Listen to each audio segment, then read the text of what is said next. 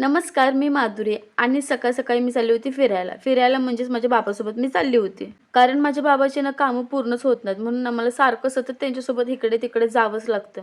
आणि मला वाटलं आपल्याकडे पाऊस आहे म्हटल्यावर इकडे पाऊस नसेल, पण इकडे तर उलटच झालं. कारण की इकडे तर भरपूर पाऊस होता बरं का. आणि माझे बाबा ना सतत आजारी असल्यामुळे ना त्यांना एकटं सोडणं ना बरोबर वाटत नाही. कारण का त्यांना 77 वर्ष पूर्ण होऊन 78 वर्ष लागणार आहे.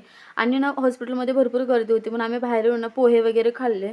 कारण सकाळी ना आम्ही 7 वाजता निघालो असल्यामुळे ना काहीच खाल्लं नव्हतं आणि महाराजांचं दर्शन घेऊन ना सरळ पुढे चाललो होतो आम्ही. आणि त्याच्यानंतर ना भूक काय भागली नाही म्हणून आम्ही चकली वगैरे खायला चाललो होतो. नंतर बाबांचा नंबर आला आणि तेव्हा आम्ही ECG वगैरे बाबांची काढून घेतली. आणि एवढ्या साऱ्या गोळ्या घेऊन आम्ही सरळ कराडच्या स्टँडला गेलो आणि तुम्हाला तर माहिती आहे कराडच्या स्टँडला एवढी गर्दी असते ना, भयंकर गर्दी असते बरं का. पावसाचं आणि वडापावचं नातं ना काहीतरी वेगळंच असतं बरं का. आणि ना लिटरली बाहेर पाऊस पडतोय आणि आम्ही आतमध्ये वडापाव खातो. कारण की तुम्हाला तर माहितीच आहे सकाळपासून आम्ही फक्त पोहे खाल्लेत, बाकी काहीच खाल्लं नव्हतं. आणि आमच्या बाबांना काही खात नाही, पण हा वडापाव ना नक्की खातात बरं का. कारण का त्यांना पण इथला वडापाव ना भरपूर आवडतो.